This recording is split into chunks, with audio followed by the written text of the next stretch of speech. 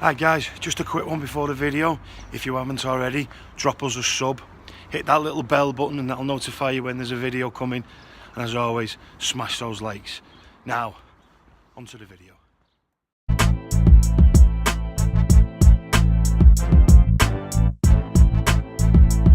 What's happening YouTube? Nick here at the A.G.C. and today's video is going to be a new series for my channel. It's going to be Nick's Top 5s. Now, as I'm sure you'll have picked up from the title of this video, today's top 5s is going to be my top 5 horror movies. Now, I just have to caveat it before we start by saying these are my opinion, just my opinion. If you disagree, if you think I've got it all wrong, if you agree and you think some of them are right, drop a comment, let me know what you think. As I say, I try to read all comments, respond when I can. So, on that note, let's start with number 5.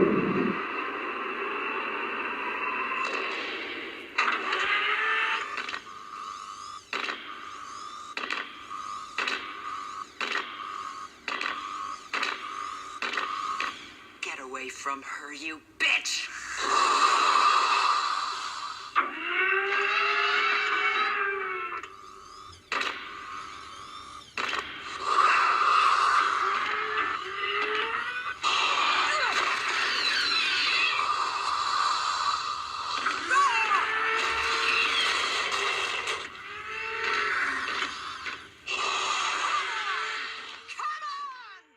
So, number 5 for me is Aliens, the sequel to Alien, directed by Ridley Scott, starring Sigourney Weaver as the main character.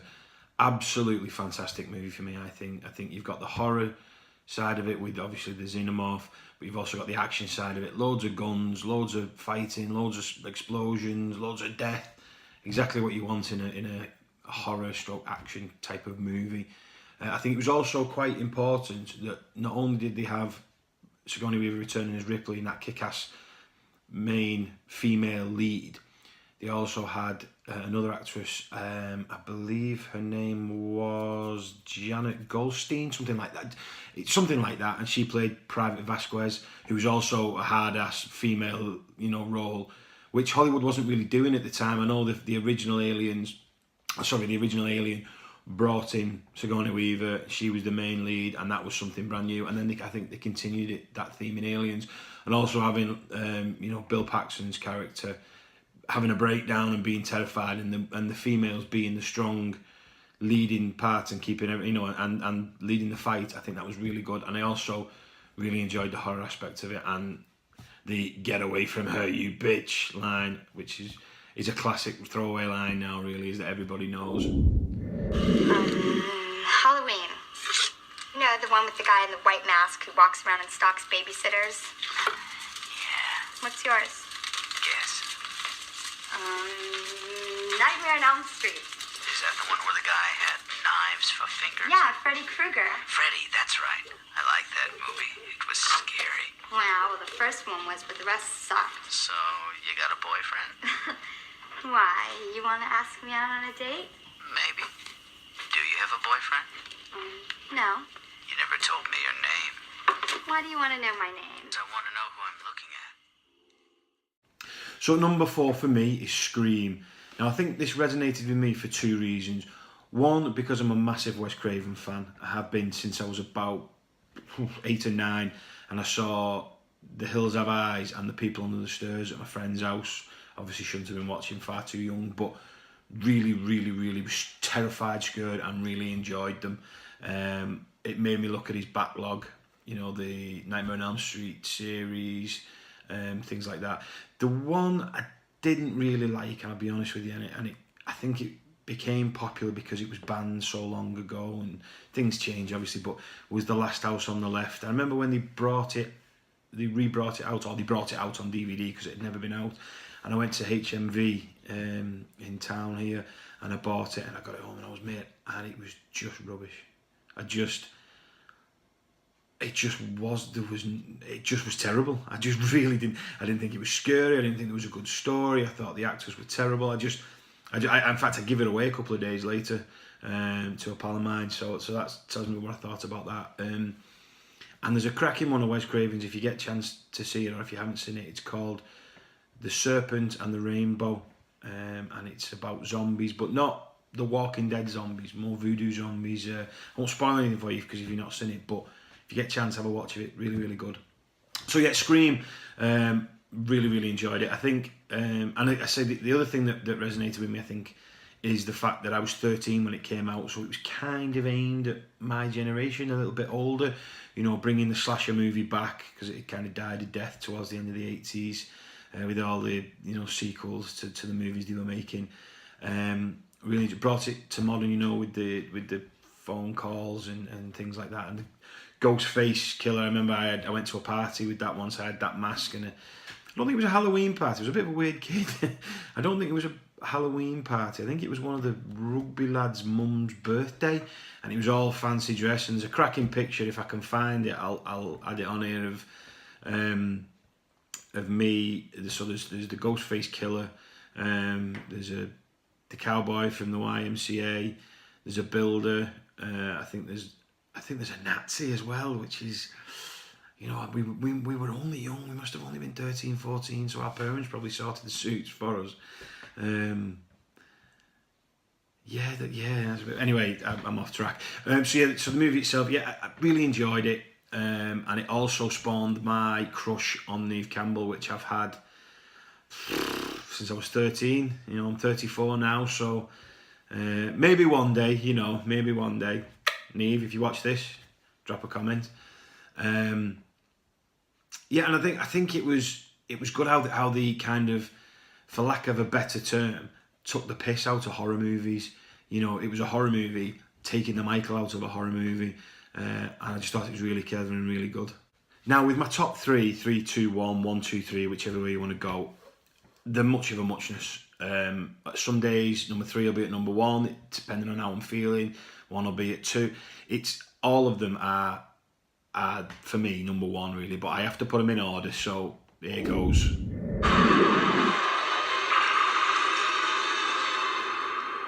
Take your pick, Billy boy. Except for the one on the end. That's already taken. Sorry. I remember you. And I remember we beat you. I'm not afraid of you.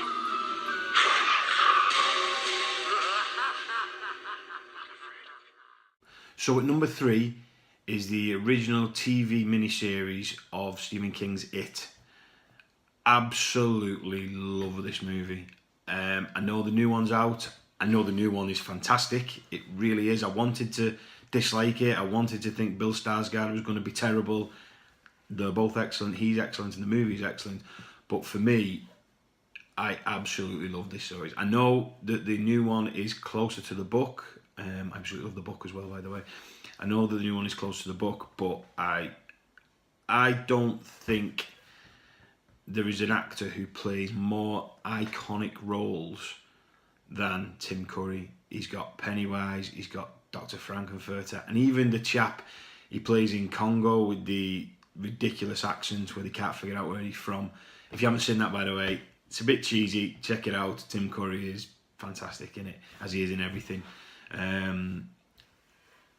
loved it. I had a pal of mine when we was kids, who's actually recently come back into my life. I hadn't seen him for about 10 years, and a few weeks back I got a friend request for him on Facebook, and he moved away and I hadn't seen him for a while, but that's great. And I could talk about it with him, you know, it was around the time that the new It was coming out. One summer, it must have been, I would say maybe 1997, maybe 96, 97. In the summer holidays as kids, I would go around to his on a Saturday morning, 9 o'clock. We'd go into the back room of his mum and dad's house, and we would watch this movie every Saturday. So we watched, you know, for a whole summer we watched it.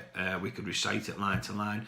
We absolutely loved it. The campness of Tim Curry's Pennywise is great, but also then flipping to the, you know, to the sinister when he becomes the monster.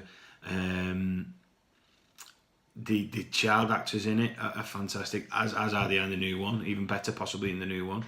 I know it's cheesy, and I know it's not, you know, straight along the line of the book, but I just love it. I just absolutely loved it. And you know what? When you love it, you love it. I've got lots of friends who think the new one is far superior, and I can understand them thinking that. They're wrong, but I can understand them thinking that. So yeah, this for me is at 3 today. Tomorrow could be at 1. But yeah, if you haven't seen it, honestly, if you've seen the new one and haven't seen the old one, and don't, just go and watch it. If you can take them as separate movies, you will absolutely love this. I guarantee. The campness of it, the daftness of Tim Curry as Pennywise, brilliant. Check it out. Got back inside and blew the generator. 6 hours, it'll be 100 below in here. So that's suicide. Not for that thing. It wants to freeze now. It's got no way out of here. It just wants to go to sleep in the cold until the rescue team finds it. What can we do? What can we do? Whether we make it or not, we can't let the thing freeze again. Maybe we'll just warm things up a little around here.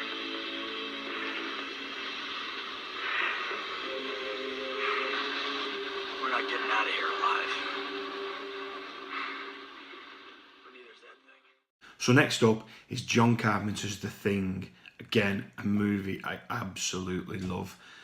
I think what impressed me the most about this movie, and genuinely actually impresses me, is that a lot of the special effects still stand up today. The scene. I'm trying to do it without spoiling it for people who haven't seen it, but there's a scene in there where they operate on a fella, and he's basically been taken over by this alien life form that's trying to kill everyone. And the doctor is using defibrillators. That's an easy one. Defibrillators on him, and his stomach opens up into this big mouth and bites the doctor's hands off, and then his head rips off and turns into this bug that's crawling around. And the stomach opening is CGI, or very early CGI, but the rest of it are animatronics and dummies and things like that, and it's just brilliant. That side of it is absolutely fantastic. I think the actors all do fantastic roles. They're trying to give off the feel of what it's like to be in this isolated, station in horrific weather conditions, snow and minus whatever it was, it's 100 below, I think it gets to at one point, things like that in the North Pole or the South Pole, I can't remember which one they are. And the claustrophobia of it all, going outside is pretty much a death sentence, really, unless there's somewhere else to go to. The fact that you've no idea who's been taken over by this alien life form or hasn't been, and there's a really, really good intense scene of how they test, who's been infected or who's been taken over and who hasn't. And as well, I think it's a really good thing is that the movie is left ambiguous at the end. You don't know what's going to happen. You don't know what's happened. You don't know. It's have they done it? Have they not? I'm trying to not spoil it. I'm kind of giving away the ending. It could have led to sequels. I know they did a reboot, or was it a re-sequel a few years back, which was woeful. I know they brought a computer game out in about 2001, 2002-ish, which continued this story. But yeah, fantastic movie, really, really good. Can't recommend it enough. It got me drinking. It was the movie that said I'll try a scotch whilst playing chess. I was playing chess against someone else. It wasn't chess against a computer that would beat me, but the other person beat me as well, and I don't like scotch, so that didn't turn out that well. But the movie itself is fantastic. Kurt Russell is brilliant in it, as he is in most things. Definitely recommend giving this one a chance. So my number one favourite horror movie of all time is... They're still here. They're after us. They know we're still in here. They're after the place. They don't know why. They just remember. Remember that they want to be in here. What the hell are they? They're us, that's all. There's no more room in hell. What? This is something my granddaddy used to tell us. You know Macumbo? Voodoo. Granddad was a priest in Trinidad. He used to tell us, when there's no more room in hell, the dead will walk here. I think for anyone who really knows me, knew this was coming. I adore this movie. It is not only my favourite horror movie, it is my favourite movie of all time. I love the original Dawn of the Dead. I quite enjoyed the remake they did in 2004, I think, but the problem with that was, as is the problem with a lot of zombie movies, zombies don't run. They don't run. George A. Romero, the godfather of the zombie movie, he said it, they don't run. So yeah, this one, 1979, I think it came out, obviously before I was born, but I just love it. And I remember the first time I watched it, it's a really strange one. I would have been about 13, 14, and it was on BBC Two, and I'd woke up, it was a Friday or Saturday night, and I'd woke up, fell asleep with my TV on in my room, woke up, and the theme song to it coming on was starting in the gunfight when they're in the ghetto. And obviously shocked me awake. I was, well, what's this? And I watched it, and I just was mesmerised. I loved it. You know, yes, it's the picture quality is terrible. Even on the remastered version, it's not great because it was filmed so long ago and on such cheap equipment. The acting can be hammy. The extras are awful. But the main cast is great. The story is fantastic. I think even, you know, you look at the things like The Walking Dead now and the zombie things that are out now, and even so much as the White Walkers in Game of Thrones, the makeup and the special effects they can do now are fantastic. In this, they just painted the zombies a bit blue or a bit grey. I think I remember reading or hearing something in George Romero saying he didn't actually intend for them to look that colour. Whatever paint they used on them showed up on camera as a grey blue, and he liked it, so they decided to keep it. I also love the story that it's in a mall in Pittsburgh in winter, and you know, they had to wait for the mall to shut so they could start filming, so they filmed overnight, and then obviously when they had to be done by a certain time so all the people who worked in the shops could come in and get ready. And I think it's great. Everything about the story, I love everything about the whole story behind it being made. It is fantastic. I know there's a lot of debate about it's a shot at consumerism in America and the way the world was going with consumerism, but I couldn't care less about that. That's not what I get from it. I just think it's a great story. It's a zombie, you know, it's one of the original zombie movies. You know, from the original guy, you know, who brought them to mainstream movies. I know there's always been zombies or zombie-like things in movies, but I think he was the first to bring to a big screen what we see now as zombies in modern culture of TV and movies. And I just love it.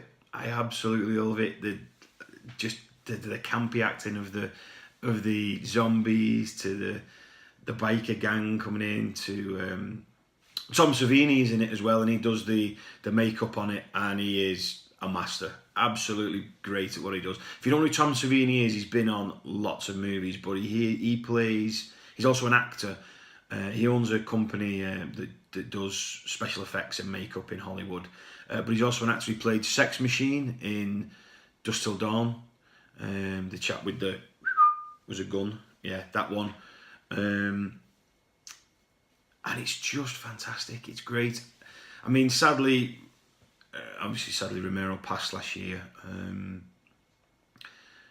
which a lot of, you know, he influenced so many directors nowadays. You know, without George A. Romero, you're not going to have The Walking Dead. You know, you're not going to have the zombie culture. You're not going to have Resident Evil. You're not going to have all the computer games that have been spawned by zombies, because he brought, you know, the zombies as we know it today to the forefront, to what they are.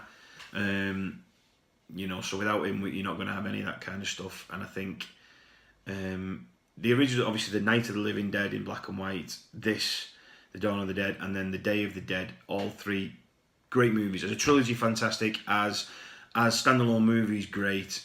Sadly, the three further ones he did, I think it was Land of the Dead, Diary of the Dead, and Survival of the Dead, maybe? Let me know if in the comments if I've got that wrong. I think it's Survival of the Dead, which was awful. Land of the Dead, they tried to, you know, put loads of money into it, special effects, and it was a bit, it took away from what Romero did. So yeah, I think he by no means did he tarnish his legacy or anything like that. You know, just that those three, if we can kind of sweep them that way and not talk about them, that'd be great. So yeah, so if you haven't watched this, I literally cannot recommend enough that you go and watch this movie. Give it a chance. It starts quite slow. It's old. It can be dated in parts. You know, it was made in the 70s.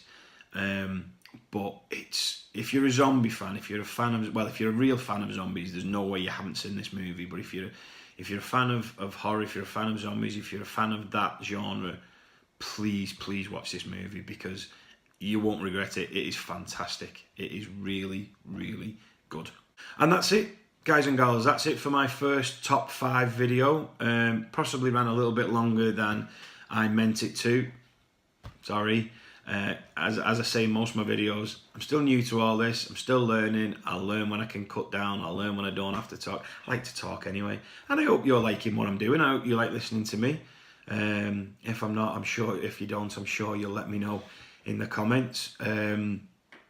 Yeah, so we've got our weight loss or slimming world vlog will be coming up Friday morning. So you'll be seeing this Wednesday, so it'll be another day till that comes out. And yeah, again, any comments you've got, anything you want to tell me, anything I can improve, anything you want to say to me, ask any questions, please give me your opinion of the top 5. Give me your opinion of your top 5 movies, and tell me what you think about my opinion of the top 5 movies. And if you want to tell me to show my opinion where sun doesn't shine, I don't mind. That's fine. If you haven't already, drop us a little sub. Hit that bell, and that'll tell you when one's coming out. And as always, smash those likes.